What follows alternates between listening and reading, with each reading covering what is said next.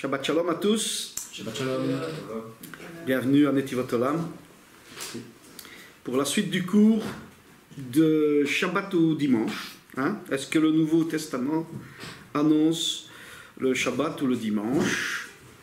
Alors, petite précision, c'est le deuxième cours de la série.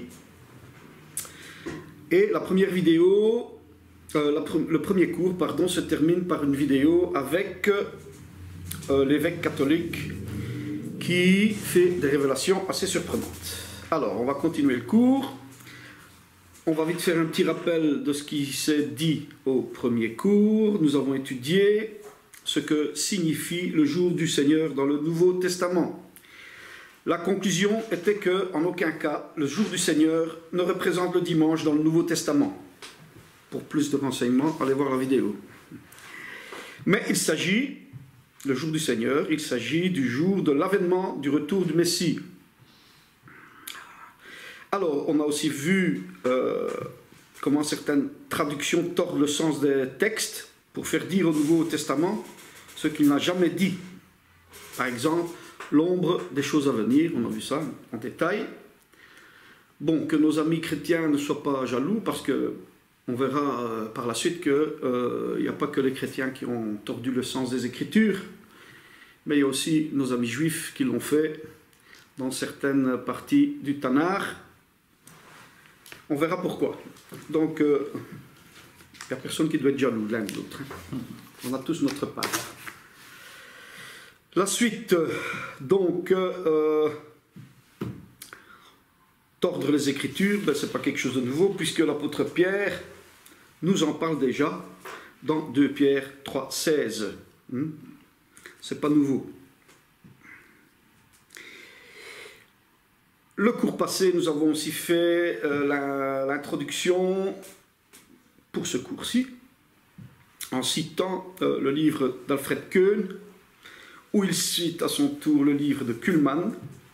Kuhlmann prétend que dès l'origine, le culte de l'Église se crée un cadre spécifiquement chrétien. Nous avons vu que c'était faux dans Acte 15. Enfin, le cours de la fois passée se termine avec la vidéo de l'évêque qui parle sur le Shabbat ou le dimanche, et on voit que finalement cet évêque dit qui a changé le jour, si ce sont les disciples nazaréens de Yeshua ou si c'est l'Église catholique. Donc voilà, ça c'était le cours de la fois passée, et on va commencer le cours numéro 2 qui est la suite du numéro 1 forcément. Alors, on va lire quelques passages dans Actes des Apôtres qui nous montrent bien la pratique des disciples à l'époque de Yeshua et comment ils étaient appelés. Alors, Acte 9, verset 1. Acte 9, verset 1. On va voir comment ils étaient appelés. Bon, bien sûr, tout ça dépend du moment où ce nom leur a été donné. Il y a un ordre chronologique à suivre. Au début, Acte 9, 1, Shaoul, Paul, respirant encore la menace et le meurtre contre les disciples du Seigneur, se rendit chez le souverain sacrificateur et lui demanda des lettres pour les synagogues de Damas, afin que, s'il trouvait des partisans de la nouvelle doctrine, dans le chapitre 9 de Actes des Apôtres, eh bien, ce sont les gens qui suivent cette nouvelle doctrine, soi-disant, qui est de suivre les enseignements de Yeshua et du Nazaréen. Plus loin, dans Actes 12, 25, on se retrouve à Antioche, et c'est là, pour la première fois, que les disciples de Yeshua, de Jésus, sont appelés les messianiques. Bien sûr, les messianiques, c'est dans la traduction de Chouraki, et dans notre traduction en français, on trouvera les chrétiens. Mais en fait, le vrai terme, c'est Antioche, ils sont appelés les messianiques parce que ce sont les adeptes du Messie. Plus loin, dans Acte 24, verset 5, on va voir comment les messianiques et les 7 gens de la nouvelle voie sont appelés. 24, Actes des Apôtres, verset 5, nous avons trouvé cet homme, on parle de Paul ici, nous avons trouvé cet homme qui est une peste, qui excite des divisions parmi tous les juifs du monde, qui est chef de la secte des Nazaréens. Donc voilà, ici, on se retrouve vers l'an 60, et on est appelé, les disciples de Jésus sont appelés les Nazaréens. C'est un petit détail que je voulais donner parce que c'est important pour la suite de l'étude, lorsque nous verrons la partie historique de l'Église. Alors, on va continuer à lire dans les Actes des Apôtres, ce que faisait Paul par exemple, puisque d'après Kuhlmann, dès l'origine, tout change comme ça subitement, mais c'est faux. On va voir jusque quand la pratique de la Keila, de la communauté du Nazaréen, de Yeshua, vont continuer à observer la Torah. Alors, Paul, dans Actes des Apôtres, chapitre 17, verset 1, 17, verset 1, qu'est-ce qu'il nous dit? Paul et Silas passèrent par Amphipolis. Et ils arrivèrent à Thessalonique, où les Juifs avaient une synagogue. Paul y entra selon sa coutume, pendant 3 Shabbats. On voit que Paul a une coutume, ça c'est pas bien, quand même, d'avoir une coutume. Et d'aller chaque Shabbat à la synagogue, encore moins. Pour un qui suit Jésus, ça ne se fait pas. Non, je blague, bien sûr.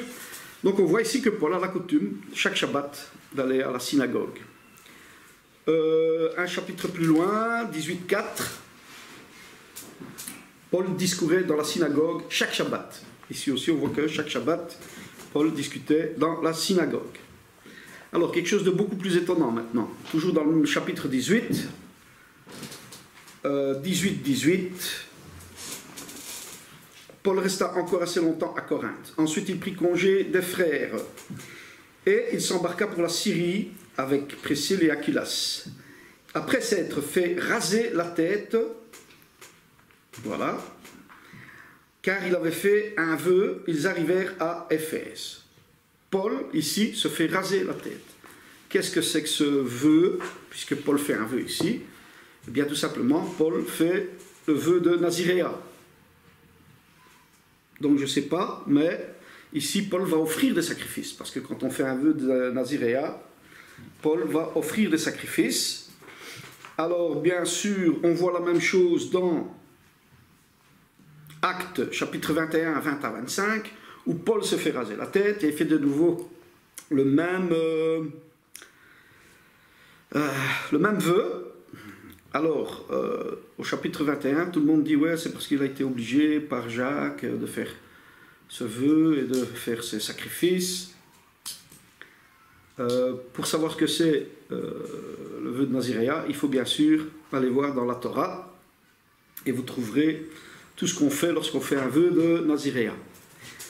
Alors là, on disait que Paul était obligé, mais ici, au chapitre 18, on voit qu'il n'est pas obligé, il le fait quand même.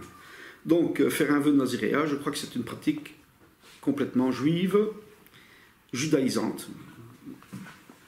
Hein? Pour quelqu'un qu'on dit qu'il n'était pas judaïsant, on voit que c'est faux.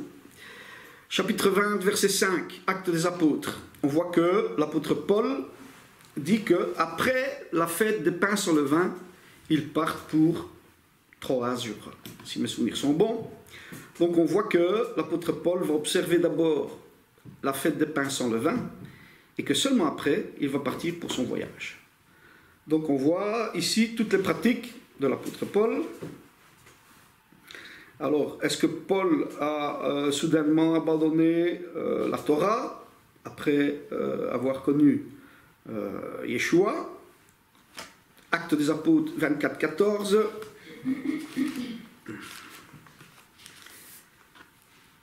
On a lu tantôt le 24, 5. On va lire le 24, 14.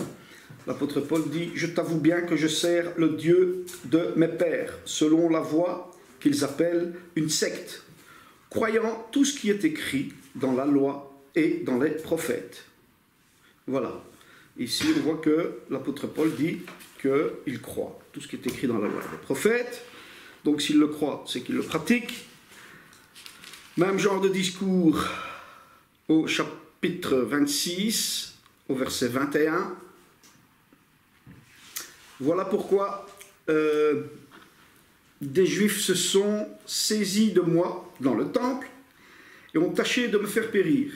Mais grâce au secours de Dieu, j'ai subsisté jusqu'à ce jour, rendant témoignage devant les petits et grands, sans m'écarter en rien de ce que les prophètes et Moïse ont déclaré. C'est encore Paul qui parle devant Agrippa. Il prend sa défense et il confirme toujours qu'il ne s'est jamais écarté de Moïse. Moïse, c'est la Torah. Chapitre 24, non, je reviens en dessus. Chapitre 28, verset 17.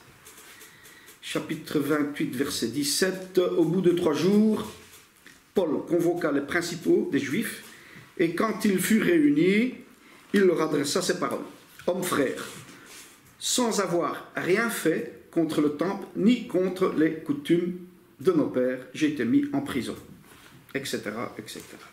Donc on voit que l'apôtre Paul, ici, continue à observer la Torah.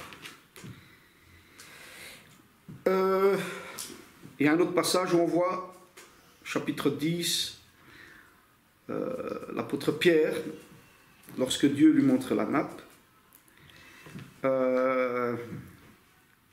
Dieu lui dit « Tu es mange ». Et l'apôtre Pierre dit « Ben non, parce que moi, j'ai jamais rien mangé, Seigneur, de ce qui est impur. » Et on voit que 10 ans après la mort de Yeshua, bien l'apôtre Pierre, ici, mange encore cachère. Et en aucun cas, l'épisode de la nappe ne montre que les disciples de Yeshua ne devaient plus manger cachère. Si vous étudiez bien les Actes des Apôtres, Pierre le dit lui-même que c'est simplement pour accepter les non-juifs parmi eux qu'il a eu cette vision. Il l'explique bien. Soit, on continue. Alors maintenant, on va aborder la partie historique, donc la partie extra-biblique de l'histoire de l'Église. Et là, on va voir qu'il y a plusieurs preuves qui nous montrent bien que les disciples nazaréens ont toujours continué à observer la Torah, malgré leur croyance en Yeshua. Avant de parler de l'historique de l'Église de Rome, nous allons planter le contexte historique biblique de l'époque de Paul.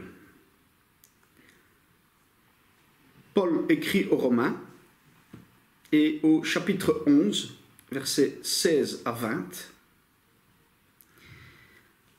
les païens ou les non-juifs sont de plus en plus nombreux à adhérer au mouvement de la Nouvelle Voie, au mouvement du Nazaréen.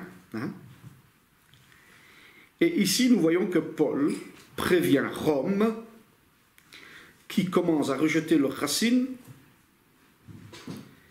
d'un danger qui guette l'Église de Rome. Pour ça, on va prendre Romains. J'ai toujours mon grec interlinéaire.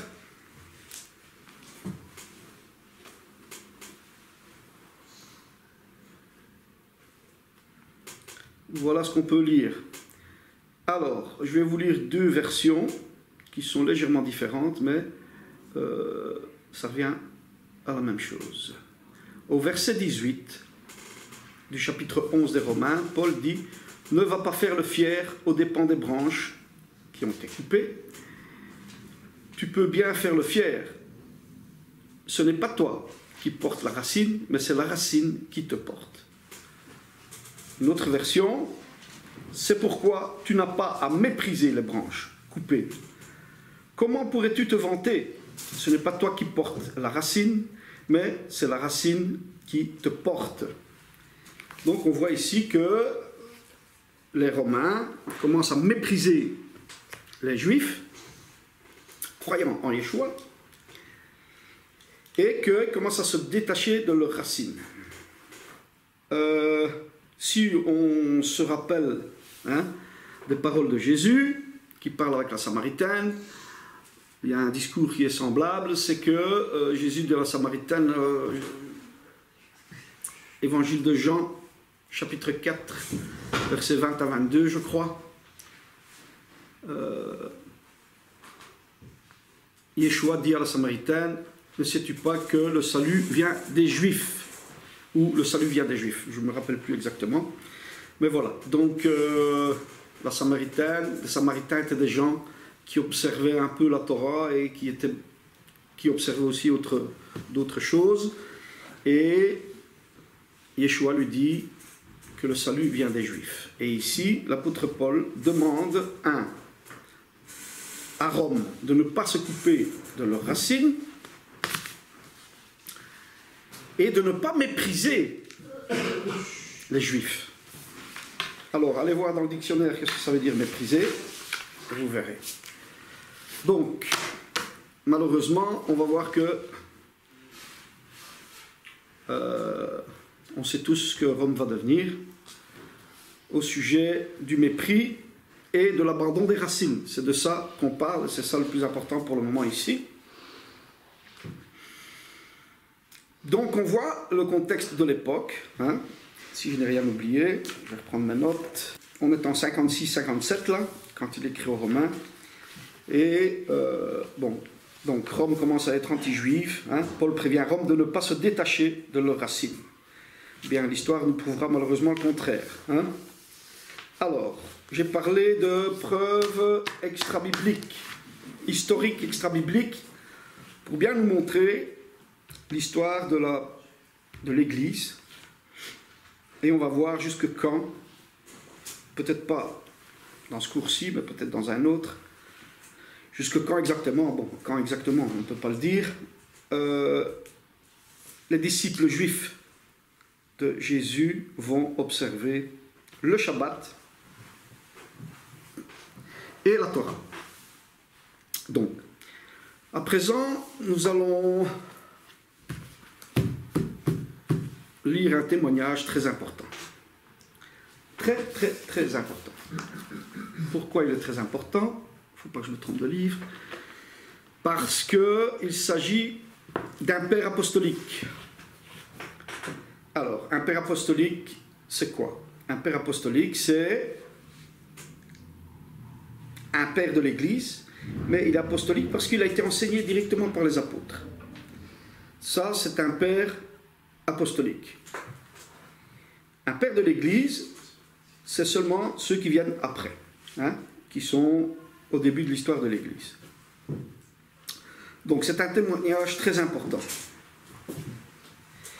Voici donc le témoignage de Polycarpe de Smyrne. Polycarpe de Smyrne. Alors, il est qui, ce Polycarpe?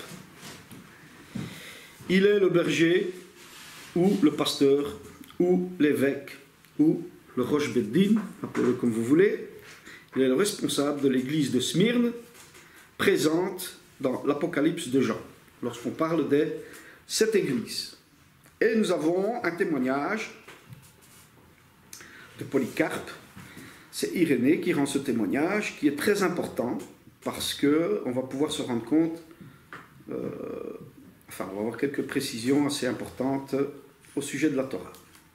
Irénée, donc Irénée, lui, est un père de l'Église, nous dit que Polycarpe était disciple de Jean, et qu'il a connu aussi les autres disciples.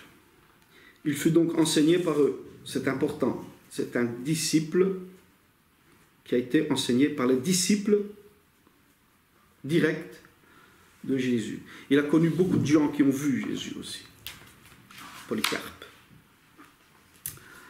Donc il a été enseigné directement par les apôtres, et nous savons tous que lorsqu'on boit l'eau d'une source, l'eau d'une source elle est beaucoup plus pure lorsque on la boit juste à sa sortie, quoi.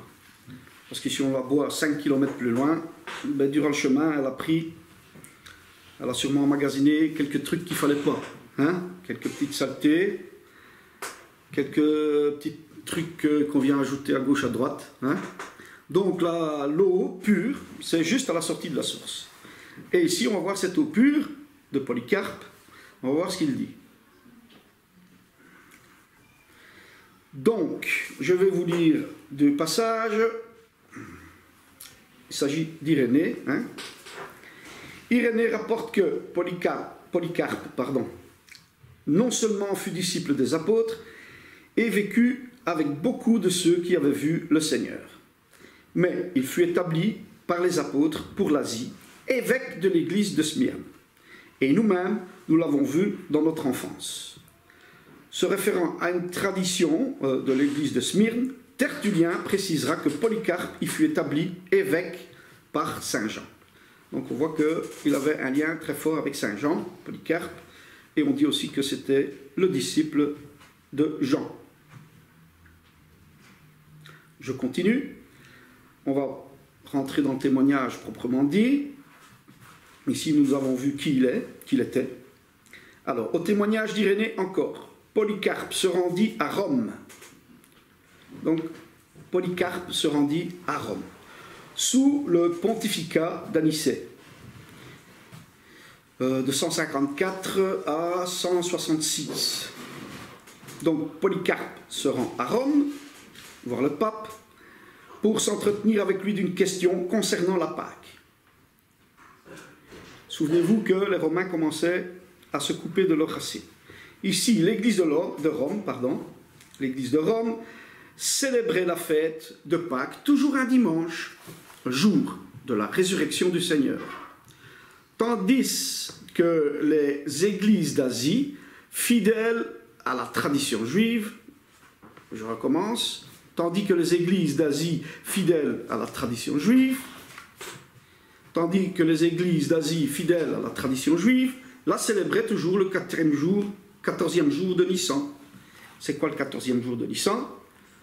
Lisez Exode chapitre 12, et on voit là l'ordre du Seigneur qui nous donne un commandement d'observer le jour de la Pâque, toujours le 14 Nissan. Ici, on voit que donc, Polycarpe va à Rome pour discuter de ce problème. Hein? Donc, Rome célébrait toujours la Pâque un dimanche, jour de la résurrection du Seigneur, tandis que les églises d'Asie, fidèles à la tradition juive, la célébraient toujours le 14e jour de Nissan. Quel que fût le jour de la semaine, donc lundi, mardi, mercredi, n'importe quel jour, c'est le 14e jour qu'il faut fêter Pessah, la Pâque. Le différend devait devenir très aigu au temps d'Irénée et du pape Victor. Cette fois-ci, nous rapporte Irénée dans une lettre qu'il écrivit alors à Victor, où il fut vite apaisé. Anicée n'a pas pu persuader Polycarpe de ne pas observer. Oui, c'est bien ça. Donc Anicée n'a pas pu persuader Polycarpe de ne pas observer ce qu'avec Jean, le disciple de notre Seigneur, et avec les autres apôtres, dont il avait été le familier, il avait toujours observé. Donc, Anicée demande à Polycarpe de changer le jour de la Pâque.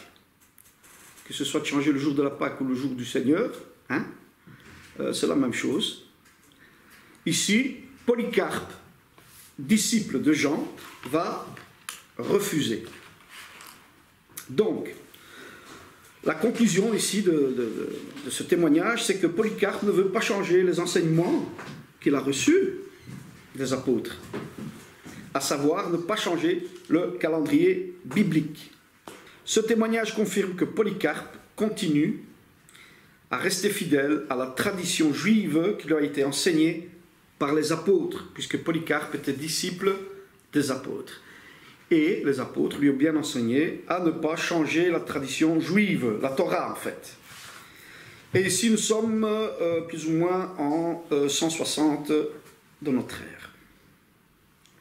Donc on va continuer les témoignages historiques.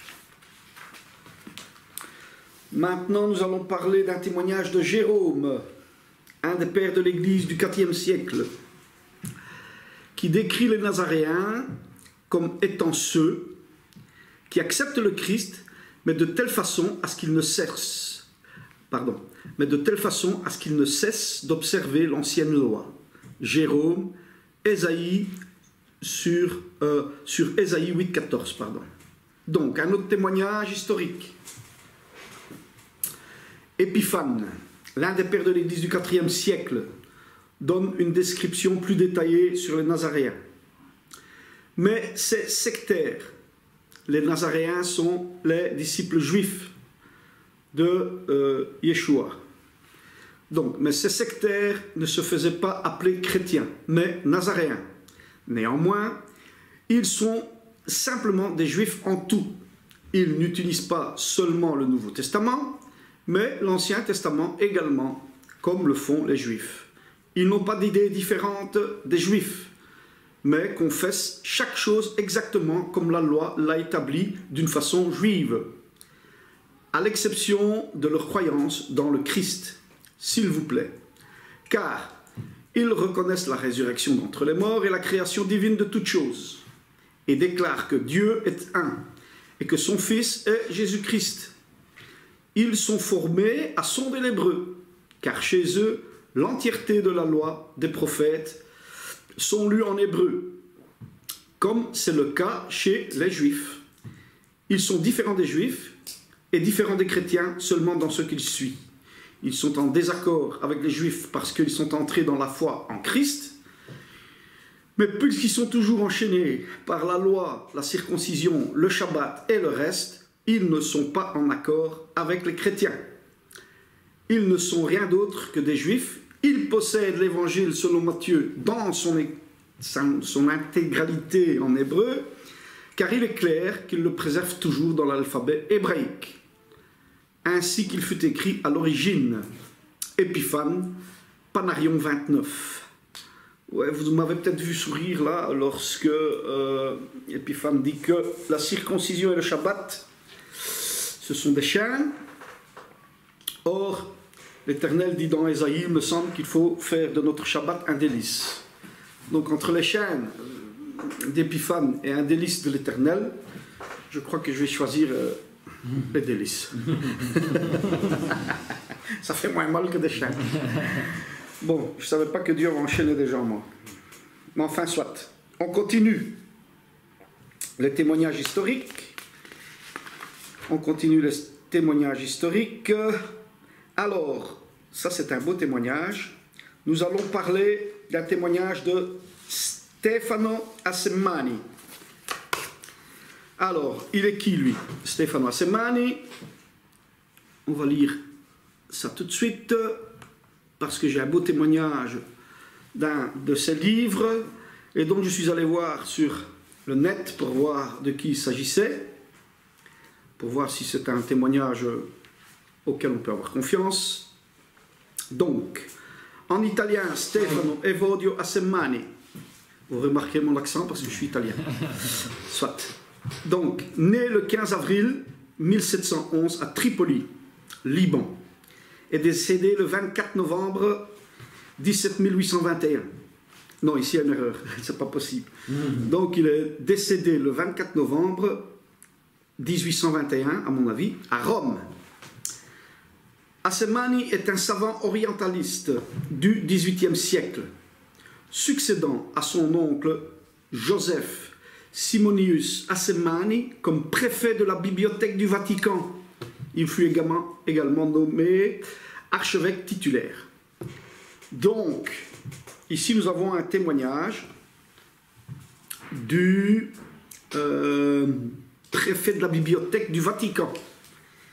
C'est un beau petit témoignage qui va nous parler de l'empereur Constantin, qui nous dit ceci, toujours pour voir jusque quand la Torah a été observée au sein du christianisme, par qui. Donc nous allons lire un témoignage qui se trouve dans le livre Acta Sanctorum Martyrum Orientalum ad Occidentalum, volume 1, Rome, 1748, page 105. Pas facile, je préfère l'hébreu que le latin. Donc, alors, voici ce témoignage qui vient de ce livre.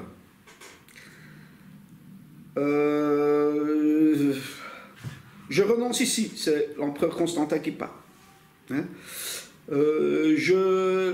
C'est ainsi que Constantin ordonna l'agrément et l'application de cette profession de foi. Je renonce ici et maintenant à tous les rites et observances de la religion juive. Je déteste, lui, pas moi, je déteste toutes ces cérémonies et ces croyances les plus solennelles que j'avais conservées et célébrées dans les temps passés.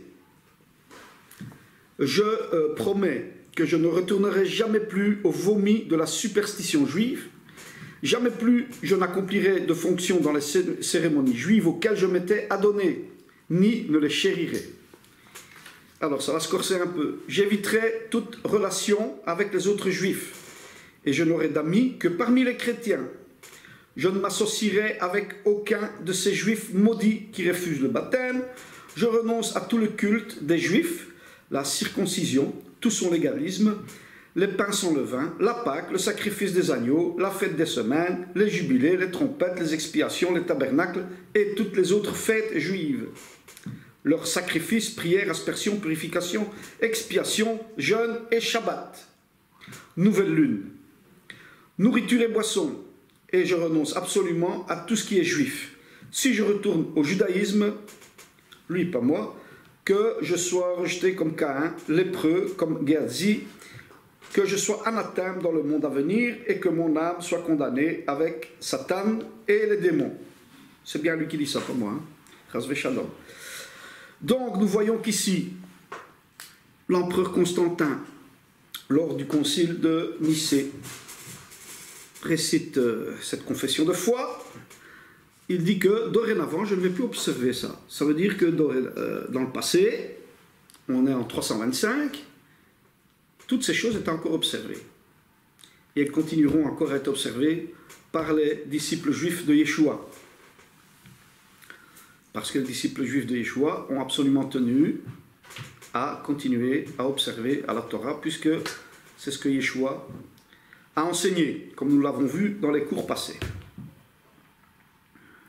C'est à partir de ce moment-là que la nouvelle religion se fit connaître sous le nom de la Sainte Église catholique romaine. Au refus d'obéir aux ordres de Constantin et d'adopter sa profession de foi, on donna le nom nouveau de judaïsé ou de judaïsant. Cette dénomination se répandit et elle devint le terme officiel utilisé par Rome. N'importe quel juif qui était le disciple du juif Yeshua, Jésus, était alors contraint d'adopter un ensemble de règles et coutumes païennes, de devenir romain et d'adopter la sorte de profession de foi suivante. J'accepte toutes les coutumes, les rites, le légalisme et les fêtes des Romains, les prières, les purifications par l'eau, les sanctifications par le souverain pontife, le grand prêtre de Rome, les propitiations et les fêtes et le nouveau Shabbat. Voilà, on y vient. Donc, c'est bien, comme on le savait déjà, Constantin qui va instaurer le nouveau Shabbat, comme l'a dit notre évêque dans la vidéo. Donc, le nouveau Shabbat, Sol Dei, le jour du soleil. On sait tous que l'empereur Constantin était un adorateur du soleil. Donc, il va obliger les Juifs à adopter le nouveau Shabbat, Sol Dei, le jour du soleil. C'est le dimanche. Tous les nouveaux cantiques et observances, toutes les nourritures et les boissons des Romains. En d'autres termes, j'accepte absolument tout ce qui est romain, chaque nouvelle loi, rite coutume de Rome et de la nouvelle religion. Voilà qui a imposé le dimanche, pardon, une petite erreur de... Le dimanche aux croyants chrétiens. Alors, il y a encore un témoignage de Goran Larsson, docteur en théologie, ancien directeur de l'Institut suédois à Jérusalem. Il est actuellement directeur des études et des recherches du centre AMI de Jérusalem et professeur invité à l'Université de Californie à San Diego. Dr Larsson a obtenu sa licence en langue sémitique et en religion comparée en 1973 et en théologie en 1974. Il a obtenu son doctorat en littérature rabbinique en 1980 à l'Université de Lund. Qu'est-ce qu'il dit? Eh bien, il dit la même chose. Il dit que, en fait, cette décision a été prise, il dit en 300, après le concile de Jérusalem. C'est à celui de Nicée, voilà, il confirme bien que c'est au concile de Nicée, en 325, et lors des conciles de la même époque, qu'il fut officiellement décidé d'interdire aux chrétiens de respecter le Shabbat, de manger les pains sans levain à la fête de la Pâque, Pessah, ou de suivre quelque coutume juive que ce fût. Donc ici, on a encore un témoignage par un spécialiste des religions, qui est chrétien, et qui dit voilà que c'est bien à ce moment-là qu'on a interdit aux chrétiens d'observer le Shabbat. Et ce n'est pas dans Actes chapitre 20 verset 7 que le Shabbat a été abandonné. C'est faux, archi faux, et nous avons le devoir de mettre la vérité au jour. Voilà. Autre source historique, on verra plus tard quand on continuera à étudier ce livre. Le Talmud nous prouve aussi, vous avez déjà vu ce livre, le Talmud nous prouve aussi que les Juifs croyant en Jésus fréquentaient la synagogue jusque très tard en fait. Hein? Et d'ailleurs, c'est à un moment donné, c'est là que a vu le jour la Birkat Aminim, où elle a été complétée pour, ça s'appelle la Birkat Aminim, donc la bénédiction des hérétiques. Vous pouvez aller voir sur le net, vous trouverez sûrement des renseignements là-dessus, afin que les Nazaréens qui se trouvaient dans les synagogues s'auto-maudissaient eux-mêmes, pour que, c'était en fait pour que les Nazaréens quittent la synagogue. Donc voilà, la suite au prochain cours, on discutera plus précisément du texte de Acte 27. Merci et à la prochaine fois. Au revoir. Shalom. Shalom.